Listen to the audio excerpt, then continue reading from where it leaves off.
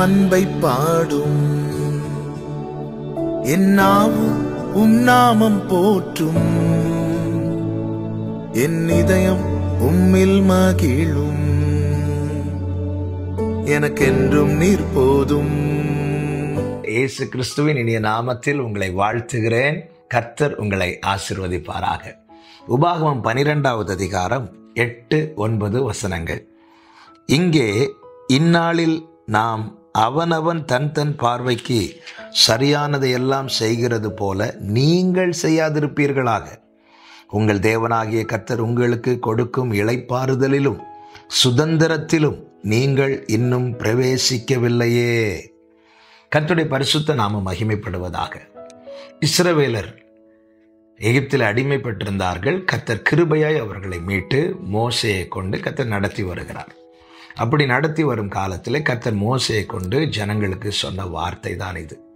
என்ன சொல்லுகிறார் என்றால், நீங்கள் இந்நாளில் அவனவன் தன் தன் பார்வைக்கு சரியாய் செய்கிறது போல நீங்கள் அப்படி செய்யாதபடி பாருங்கள். மற்ற புறஜாதியார் தங்களுக்கு எது சரி என்று தோன்றுகிறதோ அதை செய்கிறார்கள். அநேகர் இன்று புசிப்போம் குடிப்போம் நாளை சாவோம் என்று வாழ்கிறார்கள்.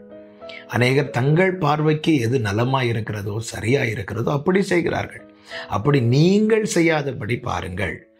ஏனாம் அடுத்த வசனத்தில் இப்படி சொல்லப்பட்டிருக்கிறது, கர்த்தர் உங்களுக்கு கொடுக்கும் இளைப்பாறுதலிலும் சுதந்திரத்திலும் பிரவேசிக்கவில்லையே. இரத்தத்தால் மீட்கப்பட்ட ஒவ்வொருவருக்கும் இயேசு கிறிஸ்துவின் நாமத்திலே சொல்லுகிற வார்த்தை இதுதான். நமக்கென்று தேவன் வாக்கு தத்தத்தை வைத்திருக்கிறார், சுதந்திரத்தை வைத்திருக்கிறார். நமக்காக தேவன் பாதையை நியமித்திருக்கிறார். வாக்கு தத்தம் இல்லாதவன், நித்தியம் இல்லாதவன் தன் இஷ்டப்படி வாழ்வான். இரத்தத்தால் மீட்கப்பட்டவன் அப்படி வாழக்கூடாது. அவன் எப்படி வாழ வேண்டும் என கர்த்தர் எழுதி இந்த வேதத்தை நமக்கு கொடுத்திருக்கிறார். எனவே தான் 1 கொரிந்தியர் 6வது அதிகாரத்தில் அப்போஸ்தலனாகிய பவுல் சொல்லுகிறார், எல்லாவற்றையும் அனுபவிக்க எனக்கு அதிகாரம் உண்டு, ஆகிலும் எல்லாம் எனக்கு தகுதியாயிராது. இப்பொழுது நாம் இருக்கிற காலம் நியாயப்பிரமாண காலம் அல்ல, கிருபையின் காலம். அன்பு சகலத்தையும் நம்பும். தேவன் நம்மேல் அன்பு வைத்து, ஆமென், கிருபையாய் நம்மை ரட்சித்து மீட்டு நமக்கு இந்த சுதந்திரத்தை, இந்த சுயாதீனத்தை, இந்த விடுதலையை தேவன் கிருபையினால் தந்திருக்கிறார். கிருபையினால் விடுதலை பெற்றுக்கொண்டது மீண்டும் பாவம் செய்வதற்கு அல்ல. எனவேதான் வேதம் சொல்லுகிறது, அவனவன் தன் தன் பார்வைக்கு சரியானபடி செய்யாதிருப்பானாக. ஏன்? உனக்கு ஒரு சுதந்திரம் இருக்கிறது, உனக்கு ஒரு இளைப்பாறுதல் இருக்கிறது, உனக்கு ஒரு வாக்குத்தத்தம் இருக்கிறது. அதிலே இன்னும் பிரவேசிக்கவில்லையே. நாம் அதை நோக்கி பயணம் செய்து கொண்டு இருக்கிறோம். அதை நோக்கி தான் நாம் முன் சென்று கொண்டு இருக்கிறோம். கர்த்தருடைய வசனம் தான் நம்முடைய கால்களுக்கு தீபமும் பாதைக்கு வெளிச்சமுமாய் இருக்கிறது. அதுதான் கிருபையின் காலம் அல்லவா?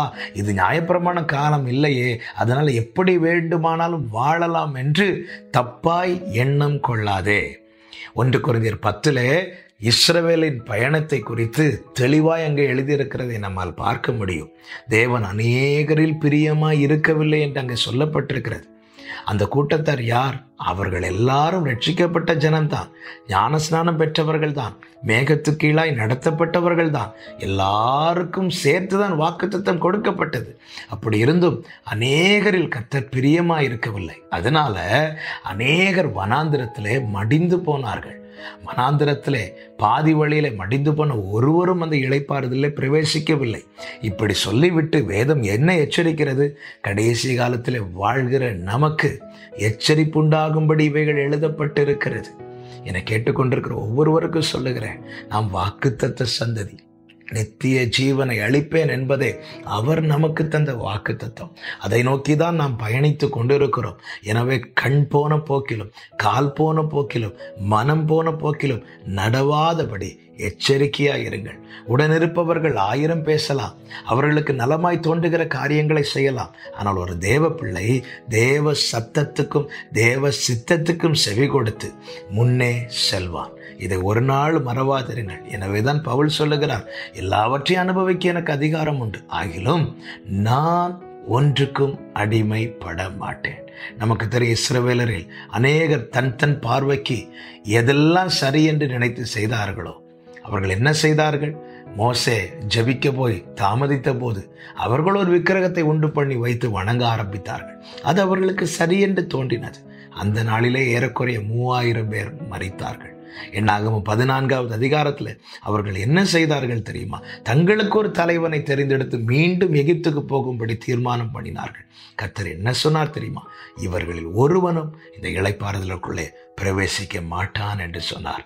நாம் நம்முடைய பார்வைக்கு சரியாய் தோன்றுகிறது செய்வதற்கு முன்னே அது கர்த்தருடைய சமூகத்தில் வைக்க வேண்டும். இது சரிதானா? இது எனக்கு நன்மையாய் அமையுமா? இது என்னை அந்த வாக்குத்தத்தத்தை நோக்கி தான் நடத்துமா? தேவ பிள்ளைகள் தேவ சமூகத்தில் வைத்து தீர்மானம் எடுக்க வேண்டும். எனவே தான் வேதம் சொல்லுகிறது, ஆவிக்குரியவன் எல்லாவற்றையும் நிதானிக்கிறான். நமக்கு வாக்குத்தத்தம் இருக்கிறது, அதை நோக்கி தான் தேவன் நடத்தி கொண்டிருக்கிறார்.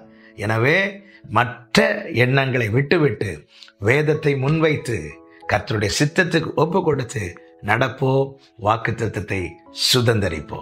ஜெபிக்கலாமா? எங்கள் நல்ல தகப்பனே, அனுதினமும் நல் வார்த்தைகளை எங்களுக்கு ஆலோசனையாய் தந்து எங்களை நடத்துகிறவரே, உம்முடைய நல்ல ஆவியானவர் எங்களை செவையான வழியில் நடத்துவாராக. மீட்பர் இயேசு கிறிஸ்துவின் நாமத்தில் பிதாவே, ஆமென்.